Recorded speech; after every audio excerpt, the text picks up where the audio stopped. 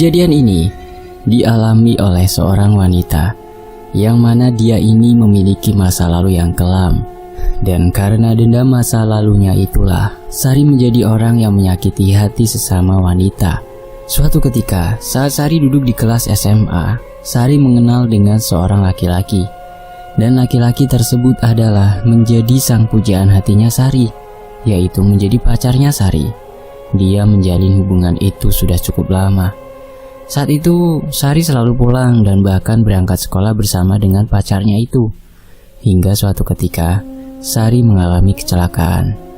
Dalam arti Sari tengah mengandung di luar nikah. Kehamilannya itu dengan pacarnya karena Sari dan pacarnya itu telah melakukan hubungan yang terlarang. Hingga akhirnya Sari kebobolan. Sari mengandung pada saat dia sedang duduk di kelas 3 semester akhir akan kelulusan. Dan kehamilannya itu pun tidak diberitahukan kepada kedua orang tuanya atau bahkan teman-teman terdekatnya. Karena Sari takut kalau memberitahu kepada kedua orang tuanya. Maka dari itu Sari menyembunyikannya sendiri. Singkat cerita, hingga akhirnya Sari lulus sekolah, namun belum diketahui oleh para guru atau bahkan temannya. Karena pada saat itu perutnya Sari belum terlalu membesar. Setelah lulus sekolah, Sari masih menganggur dan bentuk perutnya itu semakin membesar. Yang namanya bangkai kalau disembunyikannya pasti akan tercium juga. Begitulah peribahasa. Kehamilannya Sari dicurigai oleh ibunya karena Sari merasakan sakit perut dan jalannya sudah tidak seperti waktu dulu lagi saat masih perawan. Hingga pada akhirnya Sari ditanya oleh ibunya, "Sari, kamu kenapa? Ibu lihat akhir-akhir ini kamu merintih kesakitan perutnya. Kamu sakit?" tanya ibunya. Namun Sari hanya terdiam, tidak menjawab pertanyaan dari ibunya itu. Akan tetapi, ibunya Sari ini masih terus mencecar berbagai pertanyaan kepada Sari. "Ibu lihat juga kamu jalannya saja berbeda. Perut kamu juga terlihat membuncit sekarang. Kamu kenapa, Sari? Tolong kamu jujur sama ibu," cecar ibunya. Dari cecaran ibunya itulah akhirnya Sari mengatakan kepada ibunya dengan sejujur-jujurnya, Aku hamil, Bu. Aku diamini sama laki-laki, tapi laki-laki itu tidak mau bertanggung jawab, malah kabur entah kemana," ucap Sari. "Astagfirullah," ucap ibunya. Akhirnya dari kejadian itu ibunya tidak memperbolehkan Sari untuk keluar dari rumah. Sari dikurung di dalam rumah. Begitu juga dengan ibunya. Ibunya tidak pernah pergi ke tetangga atau keluar belanja, bahkan berbaur dengan tetangga saja jarang sekali. Karena untuk menutupi kehamilan anaknya. Jadi ibunya itu ikut menyembunyikan dirinya sendiri. Hingga suatu ketika, kehamilan Sari ini sudah semakin membesar dan Sari akan melahirkan. Malam itu Sari sudah merintih kesakitan merasakan sakit pada perutnya. Sepertinya Sari sedang mengalami kontraksi. Dan pada akhirnya malam itu juga Sari dibawa ibunya ke rumah sakit karena akan melahirkan. Dengan menggunakan mobil bersama dengan ayahnya, Sari dibawa menuju ke rumah sakit dengan laju yang sangat cepat. Singkat cerita, Sari melahirkan anaknya. Namun anaknya itu nantinya akan diasuh oleh kedua orang tuanya Sari agar para tetangganya tidak mengolok-olok Sari. Anaknya itu diasuh oleh kedua orang tuanya memang kebetulan. Sarinya ini adalah anak tunggal. Jadi sekarang kedua orang tuanya yang akan merawat anaknya dan para tetangganya pun tidak mengetahui kalau itu adalah anak kandungnya Sari. Yang tetangganya tahu kalau itu anaknya kedua orang tuanya Sari. Karena selama ini memang ibunya kan tidak pernah keluar ya. Kan bisa gitu ya. Nah, kalau belanja untuk kebutuhan sehari-hari selalu ke supermarket langsung untuk kebutuhan bulanannya. Jadi para tetangganya itu tidak curiga sedikit pun dan gak nyinyir tentunya. Hingga suatu ketika, Sari mencari pekerjaan merantau keluar kota. Sari ngekos di sebuah kosan sendirian. Sari melamar dan mencari pekerjaan kesana kemari. Dan hingga pada akhirnya, Sari mendapat panggilan kerja sebagai sekretaris di sebuah kantor. Di kantor itu Sari bekerja dengan sepenuh hatinya. Dan di kantor tersebut juga sekarang Sari mendapatkan teman baru dan suasana yang baru. Saat sedang bekerja, Sari melihat ada sosok laki-laki yang umurnya lebih dewasa dari Sari. Umurnya itu sekitar 30 tahunan, Sedangkan Sari masih berumur sekitar 20 tahunan. Sari pun menanyakan kepada rekan kerjanya, yaitu Suci. "Ci, itu siapa sih? Kamu tahu nggak?" tanya Sari. "Itu manajernya di kantor ini. Kenapa? Kamu suka sama dia?" tanya Suci. "Emang sih dia tampan dan kaya? Sayangnya kan udah punya istri dan anak," timbal Suci. "Tapi kok masih terlihat muda ya? Tampan sekali. Awas Sari, kamu jangan macem-macem. Keluarganya itu sangat harmonis dan bahagia." Namun Sari hanya tersenyum kecut kepada Suci. "Namanya siapa, Ci?" "Namanya Pak Jaya." Setelah obrolan keduanya, Sari dan Suci pun melanjutkan kembali tugas kerjanya. Sepulangnya bekerja, Sari sedang menunggu bus angkutan untuk Sari pulang.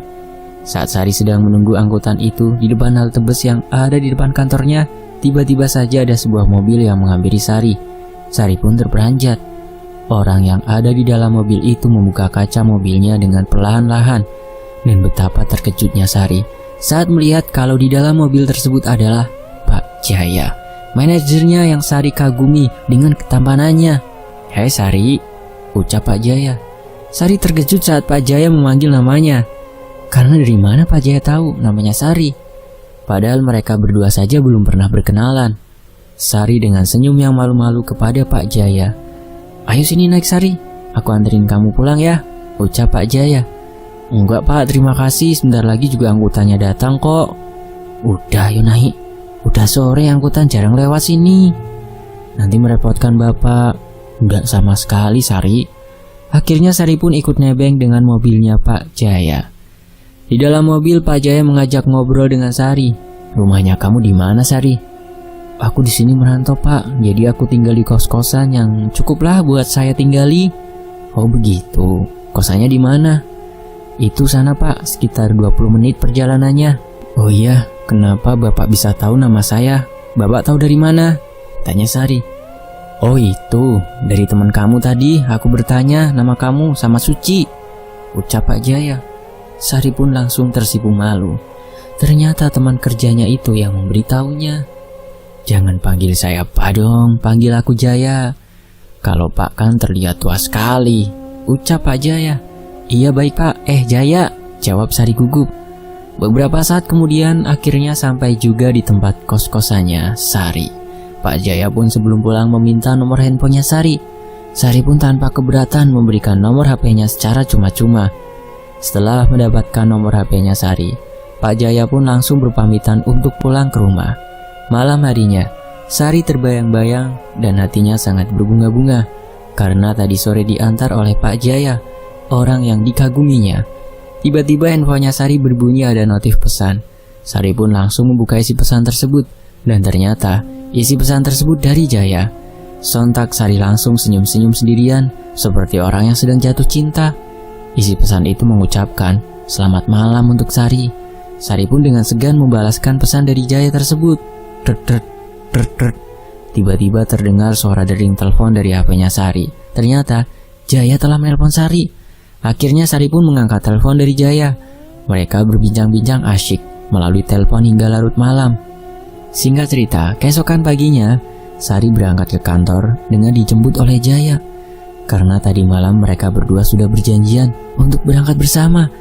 Jaya menjemput Sari ke kosannya. Lalu mereka berangkat ke kantor. Di kantor semua mata tertuju pada Sari dan Jaya.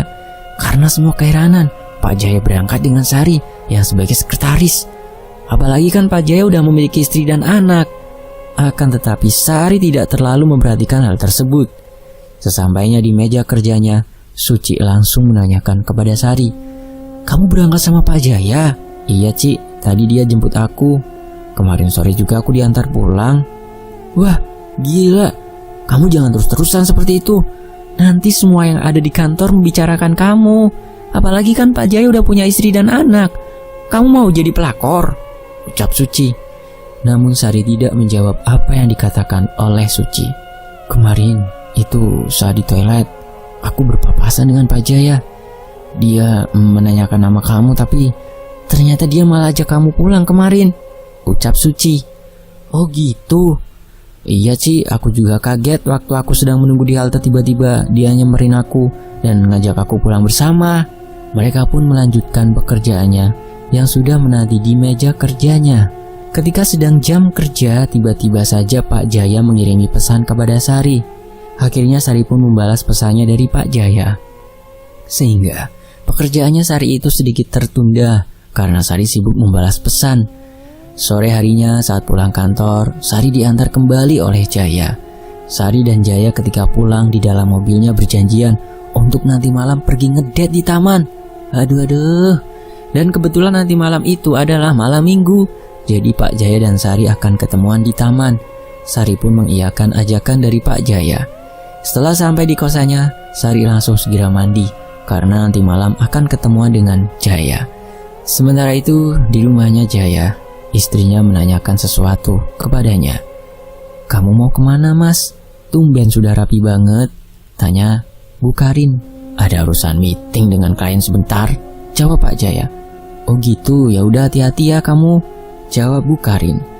Bu Karin tidak menaruh curiga sedikit pun kepada Pak Jaya. Pak Jaya dan Bu Karin ini memiliki 2 anak. Anaknya perempuan dan laki-laki. Anak pertamanya bernama Galang yang berusia 12 tahun. Galang sudah duduk di kelas 6 SD. Sedangkan anaknya yang terakhir perempuan namanya Gina. Gina masih berusia 7 tahun. Gina sedang duduk di kelas 1 sekolah dasar. Pak Jaya memiliki rumah yang sangat besar dan mewah.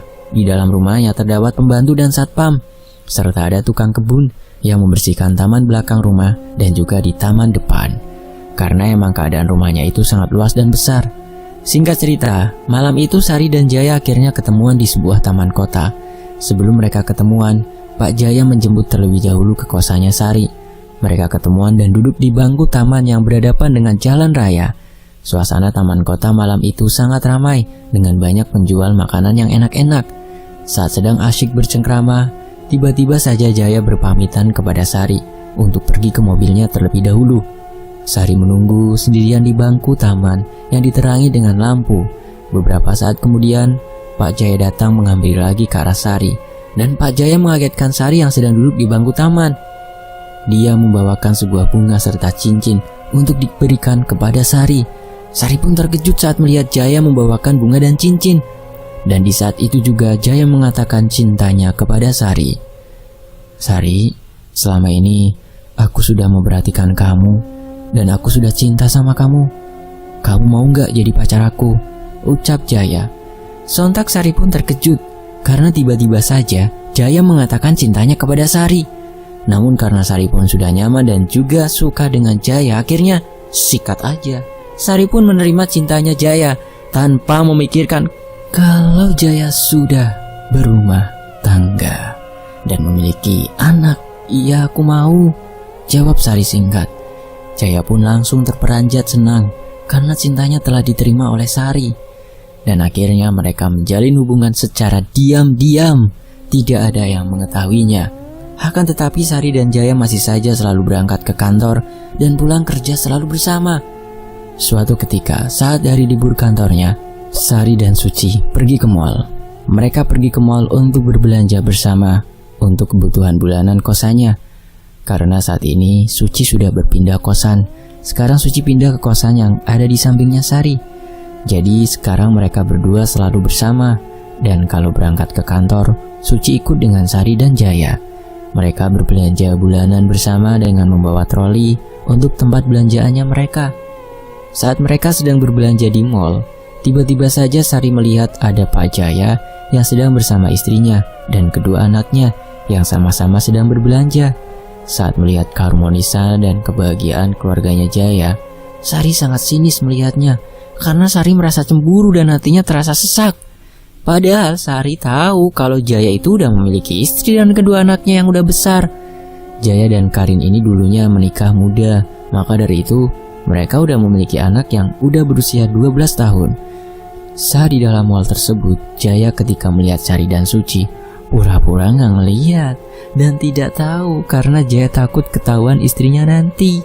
Kala itu Suci sudah mengetahui kalau Sari sudah menjalin hubungan dengan Jaya. Sari ini anaknya sangat keras kepala, jadi dia tidak mau mendengarkan apa yang dikatakan oleh Suci sama sekali. Karena tidak kuat melihat keharmonisan rumah tangganya Jaya, akhirnya Sari mengajak Suci untuk pergi dari tempat itu. "Ci, ayo pergi dari sini. Panas di sini." "Ah, kamu gitu aja panas," Udah resikonya kamu berhubungan dengan suami orang. Udahlah, ayo pergi ke tempat lain. Akhirnya Sari dan Suci pun pergi dari tempat koridor tersebut dan berpindah ke koridor lain. Lalu Sari mengirimkan pesan kepada Jaya yang terlihat sedang makan siang di sebuah kafe yang ada di dalam mall. Mas, kamu jangan mesra-mesra sama dia dong, kan aku jadi panas, isi pesan Sari. Maaf ya, kan aku tidak mau istriku curiga, Sar, jawab Jaya. Karena tidak kuat melihat keharmonisan keluarga pacarnya itu, akhirnya Sari dan Suci pun pulang ke kosannya. Singkat cerita, suatu ketika Jaya dan Karin ini selalu bertengkar, entah apa yang diperdebatkan. Bu Karin merasa sudah curiga kepada suaminya, karena setiap malam Pak Jaya selalu saja senyum-senyum sendiri di depan layar handphonenya, seperti sedang jatuh cinta. Namun Bu Karin tidak mau menanyakan hal itu kepada suaminya. Setiap hari libur kerjanya, Jaya dan Sari selalu saja mengajak Sari untuk jalan atau ketemuan dan menikmati hari liburnya. Pernah waktu itu, saat Sari dan Jaya sedang jalan di mall, Bu Karin melihat kalau suaminya sedang berjalan dengan Sari. Saat itu, Bu Karin sedang belanja pakaian bersama dengan temannya. Bu Karin melihat suaminya itu sedang bermesraan dengan wanita di sebuah kafe yang ada di mall. Akhirnya, Bu Karin dengan perasaannya yang sudah memuncak, emosinya menghampiri ke arah suaminya. Bu Karin langsung melabrak Pak Jaya dan Sari yang sedang duduk bermesraan. Mas, dia siapa? Kenapa kamu berkhianat seperti ini, Mas? Teriak Bu Karin, membuat suasana yang ada di kafe tersebut menjadi kisruh. Dan semua mata memandang kepada mereka. Loh, Mama, kenapa kamu ada di sini? Tanya Jaya. Kamu tidak perlu tahu. Siapa dia, Mas? Jawab. Tanpa rasa malunya, Pak Jaya berkata jujur dengan sebenarnya. Dia Sari, dia pacarku, jawabnya. Seketika air matanya Bu Karin tak bisa terbendungkan lagi. Kenapa kamu tega, Mas? Kamu kan udah punya istri dan anak. Kamu gak mikir ke situ. Kamu sudah menyakiti aku. Sudah, kita pulang saja. Kita bicarakan di rumah, jangan di sini. Malu. Malu? Kenapa kamu malu, Mas? Kamu saja berselingkuh tidak malu? Jawab Bu Karin naik pitam. Karena situasinya semakin memanas, akhirnya mereka semua pun pulang dengan menggunakan mobilnya Jaya. Sari dan Bu Karin berada dalam satu mobil. Kalau jadi Karin sih gak mau satu mobil sama pelakor. Sedangkan temannya Bu Karin pulang sendirian dengan mobil yang dibawanya. Betapa sakit hatinya Bu Karin melihat di hadapannya sendiri suaminya berjalan dengan wanita lain, dan wanita itu duduk di sebelahnya Jaya, posisi yang seharusnya ditempati oleh Bu Karin. Hancur hatinya, sangat hancur. Apalagi Bu Karin satu mobil dengan selingkuhannya yang tidak tahu malu itu. Bu Karin masih tetap menangis sesenggukan karena betapa hancur dan sakit hatinya melihat suaminya itu selingkuh. Yang selama ini tidak pernah terfikirkan dalam benaknya Bu Karin kalau suaminya bisa setega ini berselingkuh dari Bu Karin. Sampainya di rumah, Bu Karin langsung mencecar berbagai macam pertanyaan kepada Pak Jaya dan Sari. Kalian sudah menjalin hubungan sejak kapan? Baru 1 bulan, Mah, jawabnya Pak Jaya tanpa rasa bersalah. Terus kamu tahu kan kalau suamiku ini udah berumah tangga? Kenapa kamu mau menjalin hubungan dengan suamiku? Cecar Bu Karin kepada Sari. Iya, aku tahu, karena kita saling mencintai, jawab Sari santai. Tiba-tiba, plak, sebuah tamparan keras mendarat ke pipinya Sari, karena Bu Karin sudah kepalang marah dan sakit hati. Sudah cukup, Ma, kamu jangan pakai kekerasan seperti ini, timpal Pak Jaya yang melerai istrinya dan Sari. Dasar cewek gak punya harga diri, cewek murahan, ganjen, ucap Bu Karin kepada Sari. Lalu Pak Jaya langsung membawa pergi Sari untuk pulang ke kosannya. Sari merintih kesakitan di dalam mobil karena pipinya masih terasa sakit akibat tamparan dari Bu Karin. Maafkan istri aku ya, Sari, ucap Pak Jaya. Sakit tahu, Mas, jawab Sari dengan manjanya. Kamu tenang aja ya sayang, aku kan tetap sama kamu kok, ucap Pak Jaya. Beneran ya, Mas? Iya, kamu pokoknya tenang saja. Beberapa saat kemudian akhirnya Pak Jaya dan Sari sampai juga di kosan. Singkat cerita, keluarganya Pak Jaya dan Bu Karin semakin berantakan dan tidak seharmonis seperti dulu lagi. Sekarang Bu Karin menjadi cuek kepada Pak Jaya. Bu Karin juga sudah tidak pernah melayani Pak Jaya lagi karena sudah kepalang sakit hatinya. Karena juga Pak Jaya sekarang lebih sibuk memainkan ponselnya, saling berkirim pesan kepada Sari, selingkuhannya itu. Jadi Ibu Karin tidak lagi memperdulikan hal itu. Meskipun begitu, Pak Jaya tidak mau memutuskan hubungannya dengan Sari, selingkuhannya itu. Karena Pak Jaya tidak mau meninggalkan Bu Karin dan juga tidak mau kehilangan Sari. Suatu ketika, Sari berbicara kepada Jaya di sebuah kafe. Sari menanyakan tentang hubungannya dengan Jaya. "Mas, kapan kamu mau nikahin aku? Kamu serius kan sama aku?" "Iya nanti, kamu sabar dulu ya." "Tapi kamu beneran kan akan nikahi aku?" "Iya Sari, kamu sabar ya." Karena merasa sakit hatinya waktu itu Sari dikatakan murahan oleh istrinya Pak Jaya, Sari pun ingin sekali balas dendam kepada Bu Karin. Suatu ketika, Sari minta izin untuk cuti beberapa hari kepada bosnya. Karena Sari belum pernah ambil cuti, Sari juga mengajak Suci untuk ambil cuti. "Ci, nanti kita ambil cuti ya. Kan selama ini kita belum cuti," ucap Sari. "Iya sih, memangnya mau kemana kau ambil cuti?" tanya Sari. "Udah, kamu nanti ikut aku aja. Aku ajak kamu ke suatu tempat." Tanpa menolak ajakannya Sari, Suci pun mengikuti saja. Hari itu Sari dan Suci izin terlebih dahulu kepada bosnya untuk cuti selama 3 hari. Hingga tiba di mana hari mereka akan pergi ke suatu tempat. Dengan membawa bekal, baju ganti, Sari dan Suci pergi dengan menggunakan bus. Dengan perjalanan yang cukup jauh menempuh waktu sekitar 6 jam. "Ini sebenarnya kita mau kemana sih?" "Kita mau ke rumahnya Dukun Santet," ucap Sari tegas. "Hah? Apa kau bilang?" "Ya bener saja kamu. Kamu mau ngapain?" "Udahlah, kamu diam aja Suci. Jangan banyak bicara, ikut aku yuk. Katanya mau anterin aku." Suci pun langsung terdiam seketika mendengar apa yang dikatakan oleh Sari. Mereka tertidur saat sedang di perjalanan karena matanya mereka merasa sangat mengantuk sekali. Hingga beberapa jam kemudian mereka terbangun dan ternyata mereka sudah sampai di sebuah terminal. Sari dan Suci turun dari bus lalu mencari angkutan umum yang melewati jalan ke pelosok desa ke tempat rumahnya Dukun Santet tersebut. Perjalanannya berliku-liku dan banyak sekali hutan di kanan kiri jalannya. Karena memang rumahnya Dukun Santet tersebut berada di pelosok desa. Perjalanan yang ditempuh menuju ke pelosok rumahnya Dukun Santet itu sekitar 1 jam. Beberapa saat kemudian, akhirnya Sari dan Suci pun sampai di rumahnya Dukun Santet. Terlihat rumahnya sangat sepi dan gelap. Rumahnya Dukun Santet tersebut masih terbuat dengan bilik bambu dan lantainya masih beralaskan tanah liat. Sari dan Suci pun menyambangi ke teras rumahnya dan mencoba mengetuk pintunya. "Tok tok tok, Assalamualaikum," ucap Sari. Beberapa saat kemudian terdengar suara jawaban salam dari balik pintu. "Waalaikumsalam," jawabnya. Terlihat Mbah Dukun yang membukakan pintunya dan menyambut Sari dan Suci dengan senyuman ramah. "Silakan masuk," ucap Mbah Dukun. Sari dan Suci pun langsung masuk ke dalam rumahnya Mbah Dukun dan duduk di kursi yang terbuat dari bambu. Sari dan Suci duduk berhadapan dengannya. "Ada apa kalian datang kemari?" "Jadi saya kesini mau membalaskan dendam saya kepada seseorang, Mbah. Dan saya mau orang tersebut mati dengan keluarganya, supaya mati dengan perlahan-lahan. Tapi jangan lakukan untuk suaminya." "Kalau begitu, kamu bawa fotonya, foto target tersebut atau tidak?"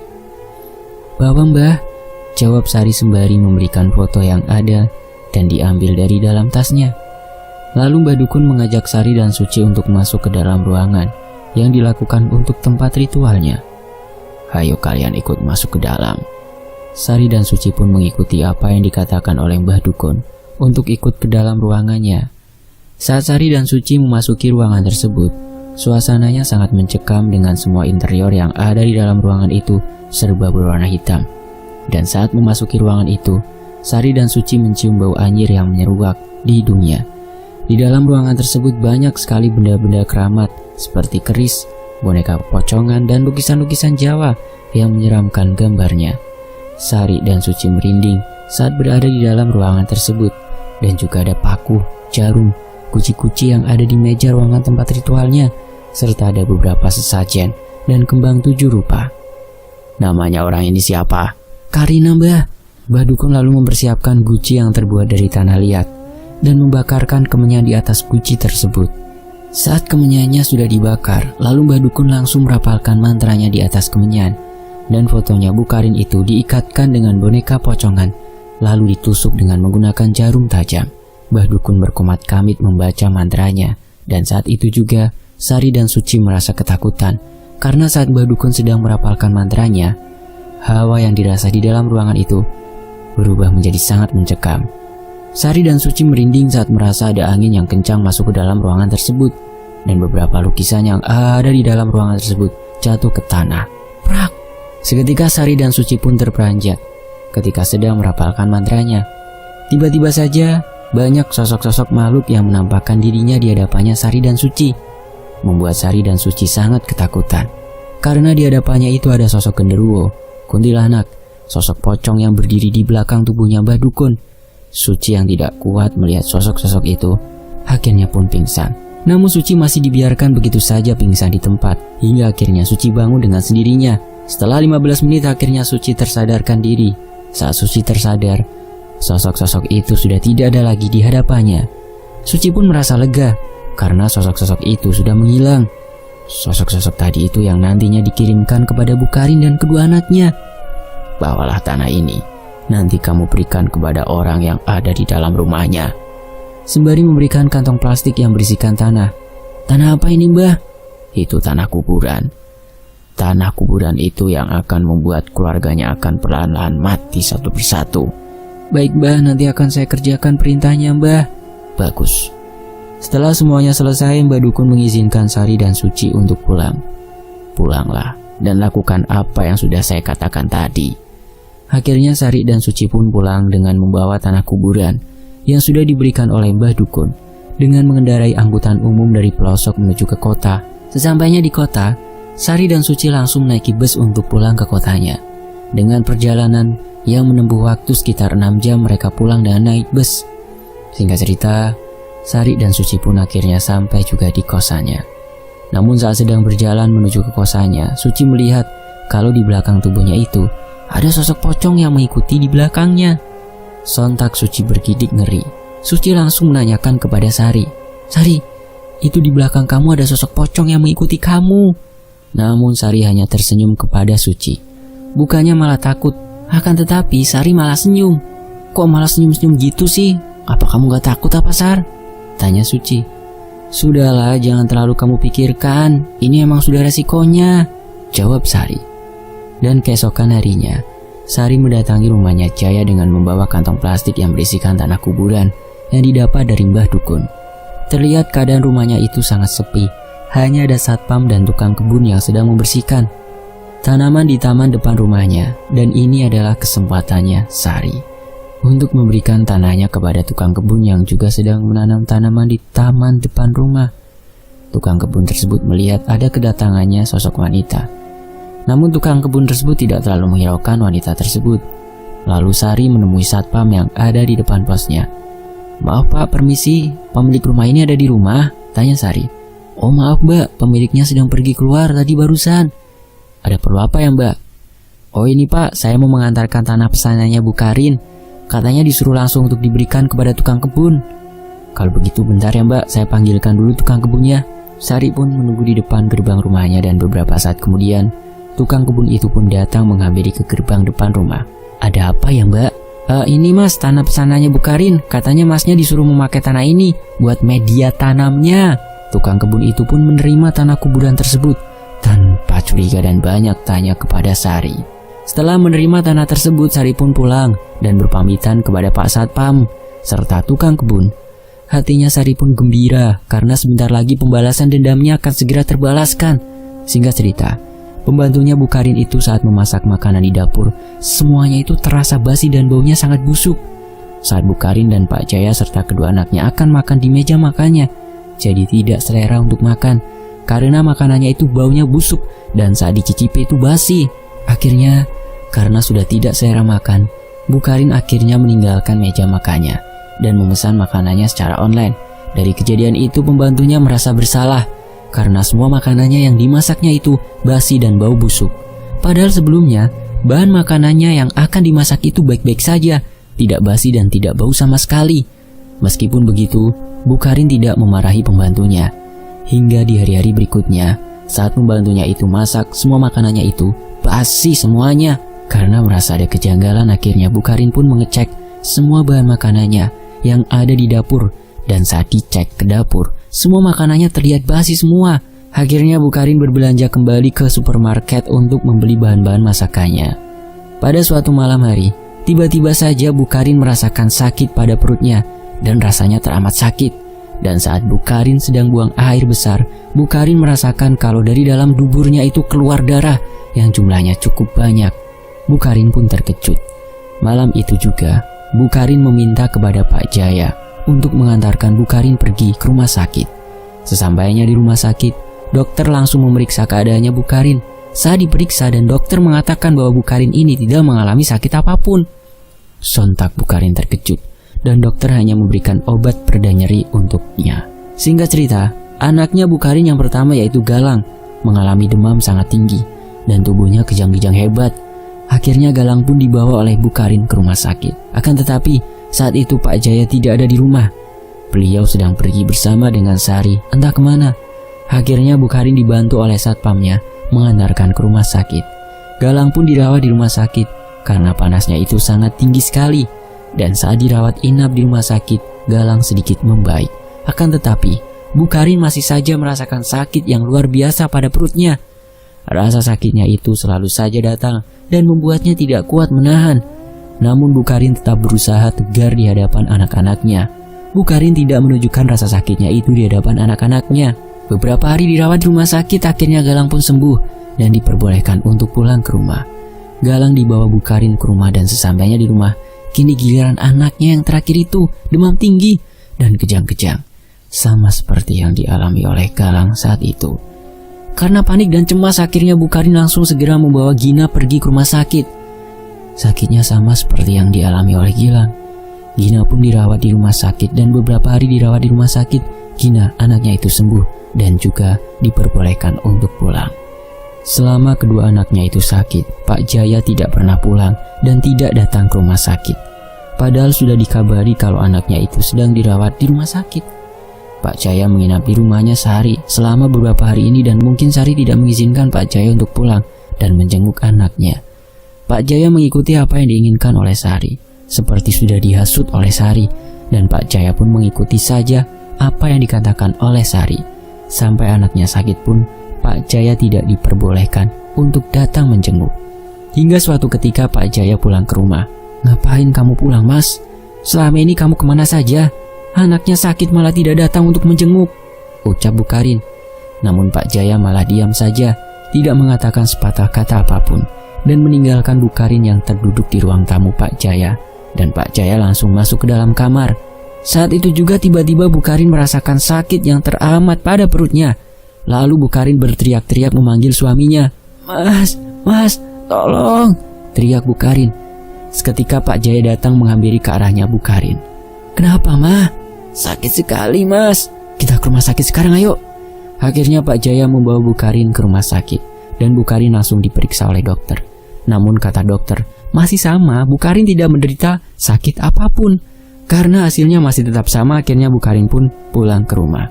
Saat di rumah, Bu Karin selalu merintih, meringis kesakitan pada bagian perutnya.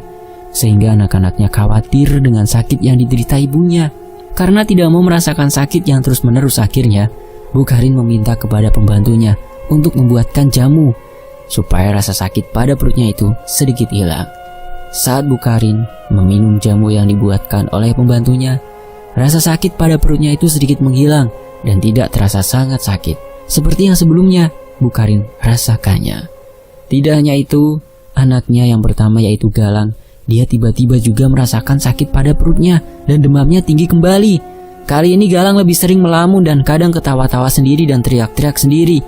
Pernah suatu ketika, Bu Karin melihat kalau di dalam kamarnya Galang itu ada sosok pocong hitam yang berdiri menatap ke arah Bu Karin dengan tatapan tajam dan tidak mengenalkan sekali. Namun sosok pocong tersebut menampakkan dirinya hanya beberapa saat saja dan setelahnya sosok pocong itu menghilang dan meninggalkan kepulan asap di dalam kamarnya Galang. Galang seperti orang yang sedang kesurupan, terkadang teriak-teriak sendiri dan mengeluh perutnya sangat sakit. Karena kasihan melihat anaknya kesakitan, akhirnya Bukarin membawa lagi Galang ke rumah sakit. Namun saat di perjalanan ke rumah sakit, tiba-tiba saja tubuhnya Galang menjadi kejang-kejang dengan matanya yang melotot dan hanya terlihat putihnya saja, serta tubuhnya kaku sekali. Seketika perutnya Galang ini membesar. Saat di tengah perjalanan, Galang tidak bisa menahan rasa sakitnya. Dan akhirnya Galang meninggal dunia di saat di perjalanan. Sontak air matanya Bukarin tidak lagi dapat terbendung. Dan mobilnya yang dikendarai oleh suaminya itu langsung putar balik ke rumahnya. Dan acara pemakaman anaknya yang pertama itu dilaksanakan besok pagi. Bukarin terus menangis tanpa henti, dan terkadang juga Bukarin pingsan karena tidak kuat melihat kenyataan bahwa anaknya ini meninggal dalam keadaan yang tidak wajar. Dan anehnya, tubuhnya Galang saat akan dimandikan itu berubah menjadi warna kebiru-biruan, dan matanya masih sama dengan keadaan yang melotot. Akhirnya, jenazahnya Galang pun dimakamkan di pemakaman terdekat yang ada di sekitar rumahnya. Saat acara pemakaman, Bukarin terus menangis dan merasakan sakit pada bagian perutnya. Sampai akhirnya Bukarin pingsan dan Bukarin langsung dibawa pulang ke rumah. Sakit yang diderita Bukarin pada perutnya itu semakin sakit sekali, sampai Bukarin semakin kurus dan tubuhnya kusam tidak terawat. Bukarin juga jarang sekali makan, karena kalau makan semua makanan yang masuk ke dalam perutnya Bukarin pasti akan dimuntahkan. Pernah waktu itu Bukarin makan nasi, namun masih beberapa suapan nasinya Bukarin muntah dan muntahnya keluar darah, sampai rasanya dadanya sesak. Malam harinya di dalam kamarnya Bukarin didatangi oleh sosok genderuwo yang sangat menyeramkan. Dengan tubuhnya yang sangat tinggi, besar, dan berbulu hitam, sosok itu menatap tajam ke arahnya Bukarin dan matanya merah menyala. Saat itu juga Bukarin yang tidur sendirian karena Pak Jaya sedang di kosannya Sari. Bukarin terperanjat dan ketakutan ketika melihat sosok itu. Sosok genderuwo itu seperti akan menghampiri ke arahnya Bukarin. Tubuh Bukarin terasa kaku, tidak bisa digerakkan, dan mulutnya mau berteriak tidak bisa. Seketika Bukarin pingsan dan tak tersadarkan dirinya hingga pagi. Keesokan paginya, anaknya yang terakhir itu tiba-tiba saja demam tinggi dan tubuhnya kejang-kejang. Gina pun langsung dibawa oleh Bukarin ke rumah sakit. Matanya Gina melotot dan lidahnya menjulur keluar. Saat itu juga Gina kejang-kejang dan tiba-tiba saja Gina muntah darah. Sesampainya di rumah sakit, Gina langsung diperiksa oleh dokter. Dokternya mengatakan bahwa Gina tidak menderita sakit apapun. Sementara wajahnya Gina sudah memucat dan tubuhnya kejang-kejang. Hingga seketika Gina melamun dan tubuhnya seperti bukan dirinya. Gina seperti orang yang kesurupan dengan matanya yang melotot dan teriak-teriak sendiri. Akhirnya Bukarin dan dokter memegangi tangan Gina yang memberontak. Seketika kepalanya Gina mendongak ke belakang dengan tatapan matanya yang terlihat putih semuanya. Dan Gina mengerang seketika itu juga. Gina menghembuskan nafas terakhirnya. Ibu Gina benar-benar menangis dan suasananya hatinya sangat hancur karena kedua anaknya pergi meninggalkan.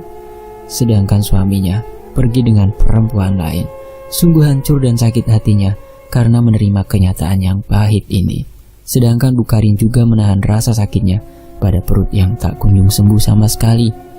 Akhirnya, jenazahnya Gina dibawa pulang ke rumah dan keesokan paginya langsung dimakamkan di samping kuburannya Galang. Sedangkan Pak Jaya hanya bisa menyalahkan Bukarin karena kematian kedua anaknya yang secara tiba-tiba. Padahal sakit yang diderita kedua anaknya itu tidak tahu apa karena sakitnya secara tiba-tiba dan meninggalnya pun dalam keadaan yang tidak wajar. Kamu ini gimana sih? Anak-anakku meninggal semua, kamu bisa urus mereka tidak? Ucap Pak Jaya. Enak ya kamu mas, cuma bisa ngomong seperti itu. Selama ini kamu kemana saja? Anak-anak sakit kamu tidak pernah ikut merawat. Sekarang malah menyalahkan aku. Kamu malah asik sama selingkuhanmu itu. Ucap Bukarin naik pitam. Alah, sudahlah. Emang kamu ini tidak becus mengurus anak. Mengurus diri sendiri saja tidak becus, kucel, kusam seperti itu. Mana ada laki-laki yang betah di rumah melihat istrinya seperti ini? Jawab Pak Jaya. Dan mulai sekarang, aku talak kamu, ucap Pak Jaya seketika. Sontak hatinya Bukarin terasa sangat sakit dan teriris, dan tubuhnya terasa kosong dan hampa. Sudah kehilangan kedua anaknya dan sekarang kehilangan suaminya. Akhirnya Bukarin pun pindah dari rumahnya Pak Jaya. Ibu Karin pulang ke rumahnya ibunya, dan Bukarin semakin merasakan sakit pada perutnya, sampai perutnya membuncit seperti orang hamil. Akan tetapi Bukarin tidak hamil. Perutnya semakin membesar dengan otot-otot yang di dalam perutnya terlihat sangat jelas sekali di depan perutnya. Bukarin terus merintih kesakitan, dan pada akhirnya Bukarin tidak dapat menahan rasa sakit. Bukarin pun meninggal dunia saat Bukarin melihat ada sosok genderuwo dan sosok pocong serta Kunti yang berdiri mengelilingi tubuhnya saat dia sedang terbaring di atas kasur. Namun saat Bukarin mencoba berteriak tidak bisa, dan juga tubuhnya terasa kaku. Saat itu juga Bukarin meninggal dunia. Perutnya dipegang oleh sosok genderuwo dan tiba-tiba menghembuskan nafas terakhirnya dengan matanya yang melotot dan lidahnya menjulur ke depan. Sontak ibunya langsung syok melihat Karin dengan keadaan meninggal yang mengenaskan. Tubuhnya membiru dan kurus kering serta perutnya membuncit sangat besar sekali. Ibunya langsung menangis dengan sejadi-jadinya melihat anak telah tiada. Dan keesokan harinya jenazahnya Bukarin segera dimandikan dan disolatkan. Para pemandi jenazah yang memandikan jenazahnya Bukarin itu melihat tubuhnya Bukarin merasa iba dan kasihan karena meninggal dengan keadaannya mengenaskan serta tidak diketahui sakit yang dideritanya. Apalagi meninggalnya dalam keadaan yang tidak wajar, dengan matanya yang melotot, perutnya membuncit, dan sekujur tubuhnya membiru semuanya. Setelah selesai dimandikan, jenazahnya pun segera dikafani. Anehnya, saat akan dikafani, perutnya Bukarin ini tiba-tiba saja mengecil dengan sendirinya, dan matanya yang tadinya melotot itu menjadi seperti semula lagi. Ibu Bukarin merasa lega melihatnya, karena anaknya sudah kembali seperti semula, dan prosesi memakaikan kafannya pun berjalan dengan lancar. Saat itu juga Pak Jaya dengan Sari yang kabarnya sudah menikah datang ke rumah ibunya Karin untuk melayat, dan mereka berdua ikut mengantarkan ke pemakaman terakhirnya. Namun karena ibunya Bukarin ini sudah mengetahui sikapnya mantan suaminya Karin ini dan datang dengan membawa istri barunya, ibunya Bukarin menatap sinis kepada Pak Jaya dan Sari yang berpura-pura ikut berduka itu. Padahal dalam hatinya Sari, dia merasa kalau dia telah menang, merebutkan suaminya, dan sekarang Bukarin yang kalah dan menerima keadaan yang sangat pilu dan tragis akibat perilakunya Sari demi bisa memiliki Pak Jaya seutuhnya. Setelah acara pemakamannya Bukarin, Pak Jaya dan Sari langsung pergi dan pulang tanpa berpamitan, terlebih dahulu ke ibunya, mantan istri Pak Jaya.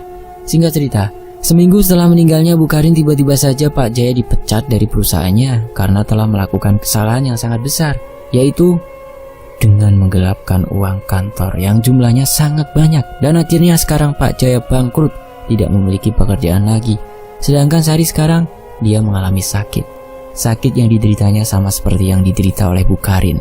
Sari merintih kesakitan dan perutnya semakin membesar. Sedangkan untuk periksa ke rumah sakit saja, Sari tidak memiliki biaya untuk berobat. Apalagi sekarang Pak Jaya pengangguran dan mobilnya semua disita. Hidup mereka sekarang menderita karena ulah yang dibuat oleh mereka sendiri.